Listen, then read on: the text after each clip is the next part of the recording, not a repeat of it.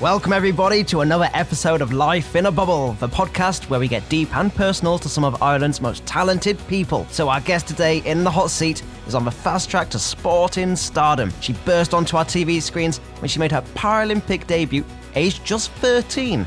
Since then, she's gone on to take the world by storm by becoming a Paralympic and a world medalist. Not only that, she's the current European champion. So, our guest today is the brilliant Ellen Keane.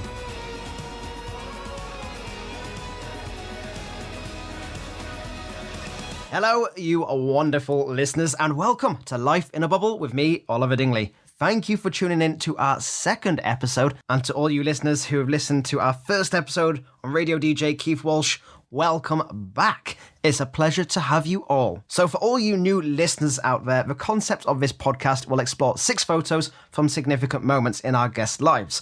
3 will be from our guest directly, while another 3 will be picked by me. These photos could capture happy memories or even difficult times, but we'll get to the bottom of why that moment and the journey behind it means so much. Now, of course, we're not going to leave you hanging because all the photos from today's episode will be on our social media pages. We have them all: Twitter, Instagram, Facebook, and Snapchat, all at Life in a Bubble Podcast. That's Life in a Bubble Podcast. So go over to them, have a good look at all the photos that we discussed today. I'm sure they will all be fantastic. So before we start, I just want to say thank you to Ellen, who is gearing up right now to share some of her significant moments. Also, a thank you to everyone who has made this episode happen, and thank you to you, the listeners, who have taken the time to tune in to Ellen's story today.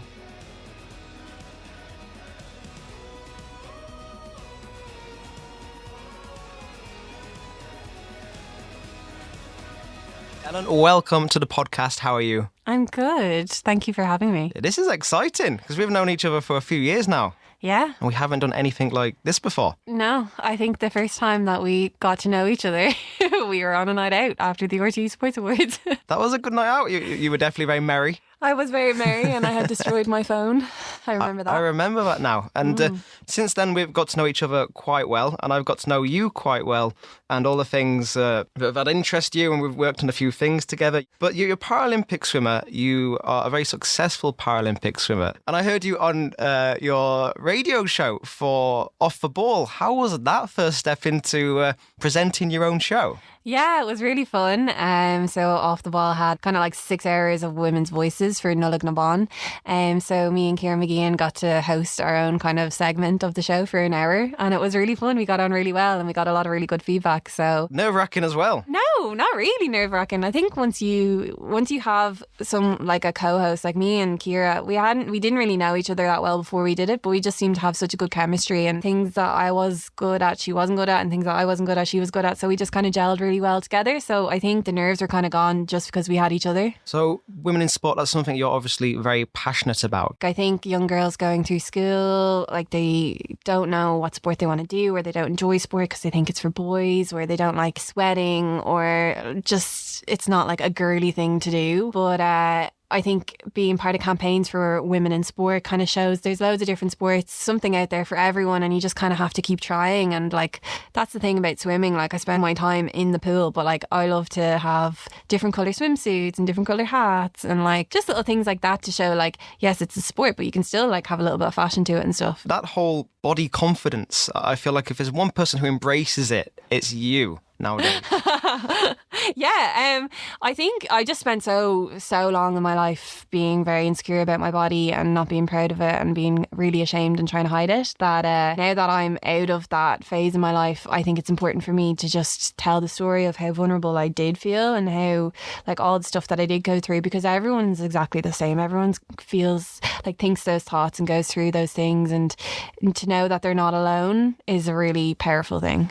Exactly. And that leads us on to our first photos. Woo! So, Ellen, please describe your first photo for us. I think I'd have it ready.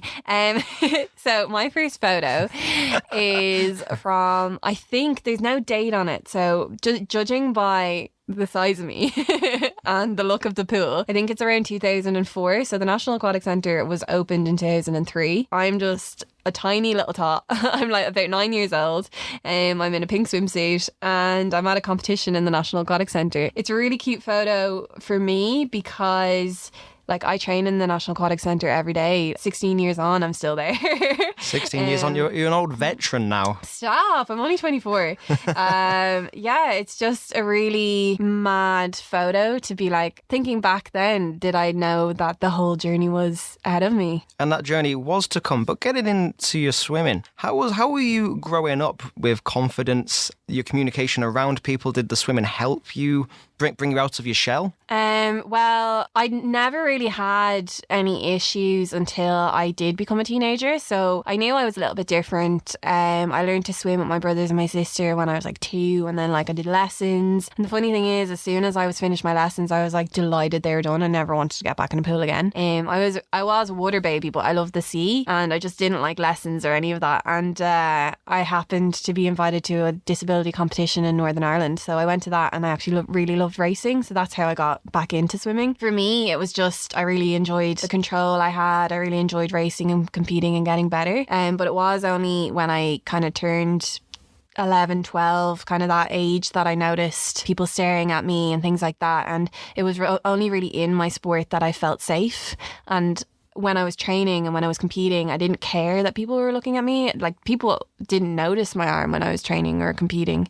They kind of just noticed, oh, there's a swimmer in the water. And I was just focused on what I was doing so much that it didn't bother me. Whereas when I was out in public, that's kind of when I was trying to hide, because I could hide, whereas in the pool I couldn't. And was it those teenage years you found hardest? Yeah, definitely. And because everyone has different interests, not everyone was a swimmer. So I found it really, really hard to communicate and relate to other people as it was. And then, like, I went to an all-girls school, and I think an all-girls secondary school is probably the worst place in the world. Not that the school itself was bad, but it's just, you're surrounded by young adolescent girls, and there's always like that little bit of bitchiness to it. But I was never bullied. No one was ever mean to me about my arm, but I just felt so insecure and so afraid of being rejected because I was different, and I was afraid of being stared at and just kind of being known as the girl with one arm. That's what I didn't want. And I kind of built it up in my own head.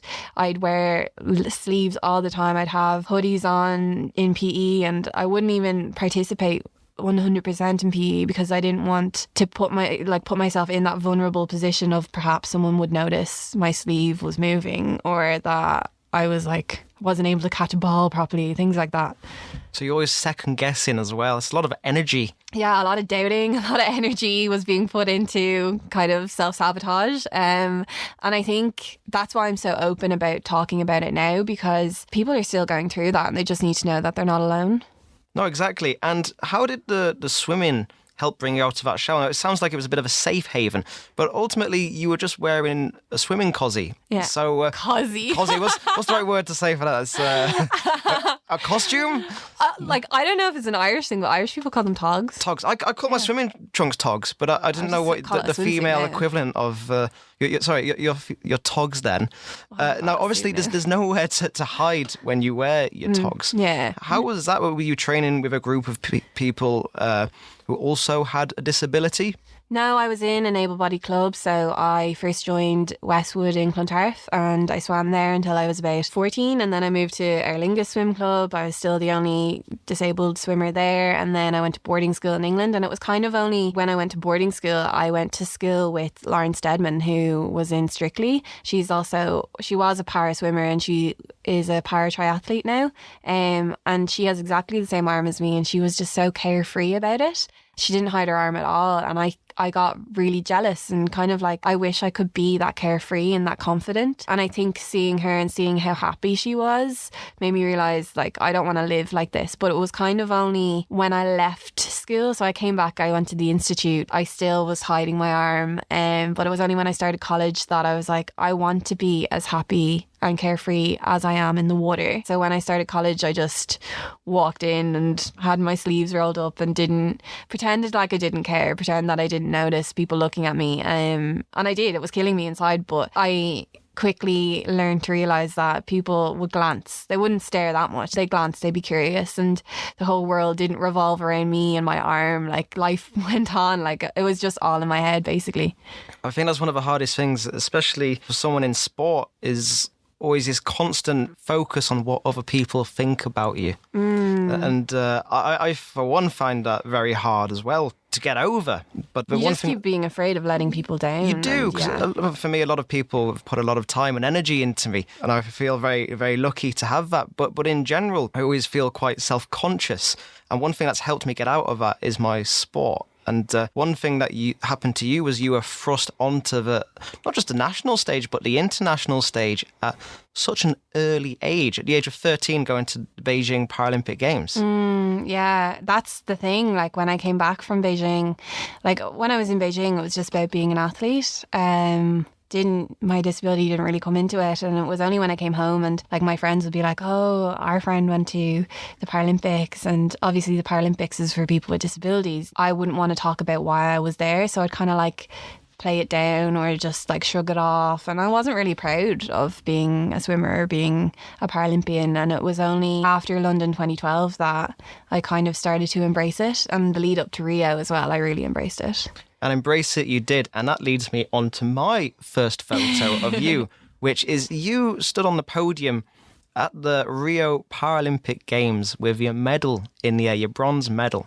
And you'd had London Paralympic Games. And then those 4 years were obviously a very testing time for you, but your determination came through. You gritted your teeth and you got through, and you made it onto a Paralympic podium. Can you tell me a bit about that journey, especially from those 4 years? Yeah, so when I was in London, I didn't perform as I had hoped. When I came back from Beijing, I found it really hard to motivate myself because I'd never been to a European Championships. I'd never been to a World Championships. My first major international was the Paralympic Games. And like you've been to the Olympics, like it's nothing like anything else. And when I came home from it, I found it really hard to motivate myself because I'd go like from being in the water cube in Beijing to a little shitty gala in like the Trinity pool with like other kids and like being poisoned by chlorine levels and things like that. So yeah, I did really, really struggle between 2008 and 2012. And then in 2012, I think the disappointment of knowing that I could be better really pushed me between 2012 and 2016. And when I started the 2016 like the end of 2015 into 2016, I started off really, really well. And it was only in the lead up, like after Christmas time, that I started to realise that, oh God, this is 2016. This is my third Paralympic Games. I haven't won a medal yet. If I don't win a medal, how can I kind of justify myself as an athlete? I was so good at putting myself down from my insecurity about my arm that when it came to like the choice between like believing in myself or putting myself down, it was a lot easier for me to put myself down. So I got such bad anxiety from like January into the lead up into Rio, and like I just wasn't in a good place mentally at all, and I really struggled as well turning 21. I don't know why. It was like people have their quarter life crisis or whatever. I had mine when I turned 21, and it was I was a state. I didn't know what was going on. So when I was in Beijing, or when I was in Rio, my first event was the 200 medley, which was the event that I'd won a bronze medal in at World Championships the year previous. So everyone was expecting me at least to make the final, if not win a medal as well. And I went out too fast. I couldn't hold on. I didn't make the final. I wasn't even a reserve. And all I could feel was relief because I was just so happy that I didn't have to do that again. And I didn't have to be in that pressurized situation again. But obviously I was really, really disappointed not to have like performed, and I knew my breaststroke was coming up, so my breaststroke was my main event. It was the event that I could potentially medal in, so I had to really just put it all behind me and focus on that, the next step, which was like 2 days later. So for swimming, you have your heats and your finals in the same day, just the heats are in the morning and the finals in the evening. So I kind of just told myself, if I can get through the heat and do well in the heat, then I'll be okay for the final. So my heat, I won my heat. I was going second into the final. I knew that some of the other girls could swim faster, but I tried not to think about that. And then when I was in the final, it was just literally living in the moment. It was try not to get ahead of myself, try not to think of things that I can't control and just control what I can.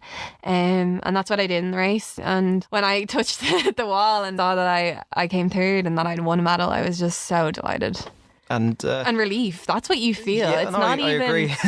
It's not. It's mad. Like you think like when someone wins an Olympic or a Paralympic medal, that it is the happiest day of their life, and they feel such joy and pride.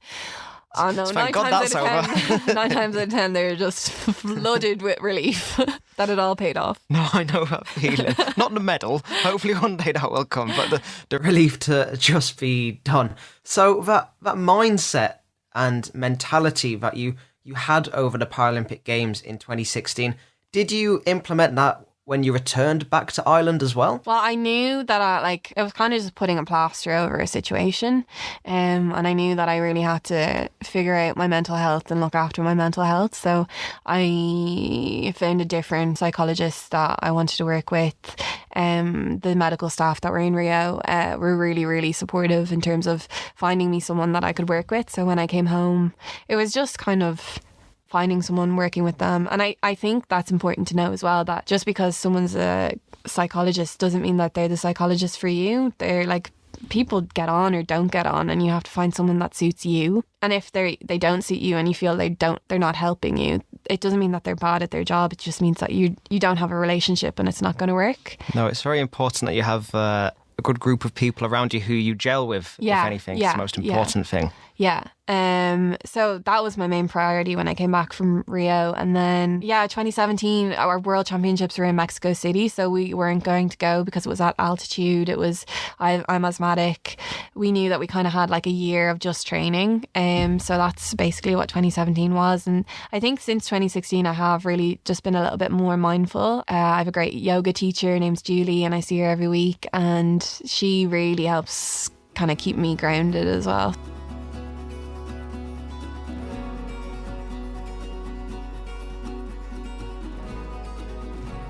My next photo that I'm going to talk about is basically a silly one. So a lot of people ask me all the time what happened to my arm, and I was born like this. I don't really have a story. My parents actually weren't given a medical reason as to why it happened. So I like to kind of joke about it and make things up and tell funny stories. So my photo is of me with a fake shark, and the shark is open and my arm is in it and I'm reacting. And this photo as well will be online as well, so everyone can see the fake shark and your reaction. It's a great photo. It is a great photo, and I think it's just good because I think a lot of people they're afraid of disabilities and they're afraid of offending people and they don't know how to interact. And I think when you're someone who has a disability, if you can make humor and take light in it, it not only makes other people more comfortable about it, but it makes you more comfortable about it too. And it's just, you have an opportunity that other people don't have at making certain jokes. So I take full advantage of those things. Whenever someone asks me if I need a hand, I give them the dirtiest look in the world and say, obviously. I did on my Instagram story today, there's like what is it called, an emoji where it's like the hands are like coming up saying new post, and underneath it I say haha, this is funny because I can't do that. I liked your one with the nails, getting your nails done. Yeah, you just like, so I am very lucky that Tropical Popical look after me, but usually when I go into nail salons I do get it half price. It's just a little bit cheaper, you know. There's benefits and perks of being disabled. And that came out really well in one of your TED Talks that you did. My only TED Talk. Where you break the ice so well. And it's something you've become accustomed to, is that breaking the ice and doing it so eloquently as well. But like, how did you develop that? You obviously, in that photo, you were very conscious of kind of the jokes you can do. Yeah. But was that something that you, even from an earlier age than that? Yeah. Did you have brothers? Did you have sisters? How was that dynamic? So I have two brothers and a sister. My arm was never really brought up in conversation. I think the humour just comes from me being a little bit of a weirdo. It's not no comment. It's not just the fact that I have one arm and I see the opportunity and taking advantage of the jokes that I can make with that. I think I just have always had a little bit more humour in me. And I think it's been the thing that I like to make people laugh, and I feel like people are more comfortable when they're happy and laughing. And for something that I used to be so ashamed of and wanted to hide my whole life to be the thing that makes people laugh, I really enjoy.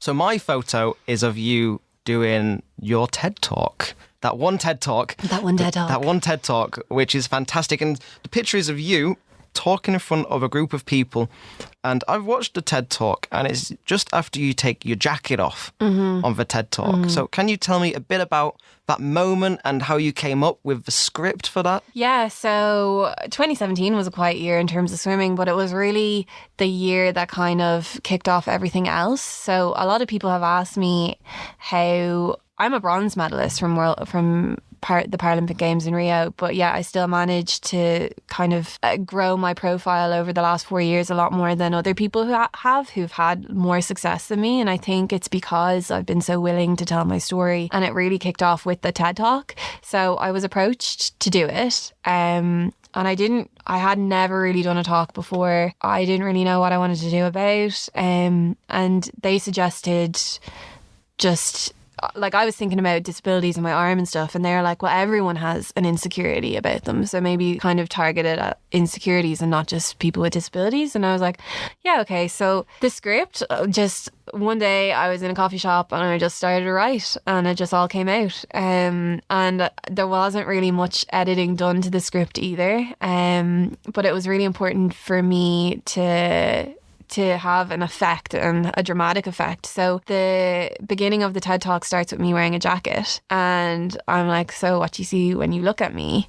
And like I suggest things that they might notice, and then I take my jacket off, and I was like, that's what I wanted you to notice. I never wanted you to notice my arm. And I think everyone kind of saw how easy it was for me to hide myself for all those years. And that's what my TED Talk is about. It's about the journey I went on from being really, really insecure and being ashamed and all the things that come with that. So even like I talk about my first boyfriend and how afraid I was. Like, we first started talking through text. I'd never met him in person, and he didn't know. I hadn't told him that I had one arm, and it was the story of having to tell him and the fear of rejection and the fact that he didn't care. So that's kind of what my TED Talk is about, and how I managed to kind of embrace it and enjoy it, and now that's what I do, and kind of encourage other people to face their insecurities and face their fears. And since then I've kind of just had a tumbleweed effect. Last year Allianz is one of my sponsors, and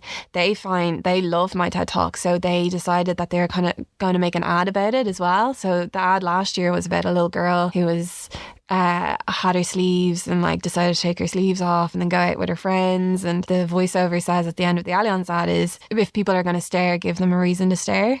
And I love that. So that's kind of like the whole thing that's happened since the TED Talk. Oh, that's fantastic. And one thing you talk about in your TED Talk is you call it your lucky fin, and how you have this life because of who you are. Yeah. Well, that was more because of Finding Nemo. Like, Finding Nemo is the best movie ever for me, because it's about a fish with a tiny fin. Like, come on, I'm a swimmer with half an arm. And like, didn't you dress up once for a fancy dress party? Twice As Nemo. I painted myself orange. I have the outfit. It will probably come out again. Yeah. And it's a really good thing for me to be able to, like, when I go into schools, kids aren't as afraid as they are like the first time. I've noticed that kids are a lot more confident and a lot more open to differences. But when I first started going into schools, they used to be like really afraid of me and my body. Because I was different. And I think the thing that kind of broke the ice and made them a little bit more comfortable would be me bringing up Nemo, and I'd be like, so anyone notice anything that me and Nemo have in common? And then they'd be like, he's a fish, he swims. And I'd be like, yeah, and what else? And they'd be like, he has a little fin. And I was like, yeah, and I have a little fin too. And like, that's what Nemo calls it, his lucky fin. No, I love it. And the one thing I got from that TED Talk, got plenty of things, but one thing that really stood out for me was just embrace who you are. And the power of it as well. I think like my life is completely different since I started to embrace it. And I said that the day that I rolled up my sleeves was the day that my life really began, and I still believe that, because I definitely was living half a life when I was trying to hide my arm and hide who I was.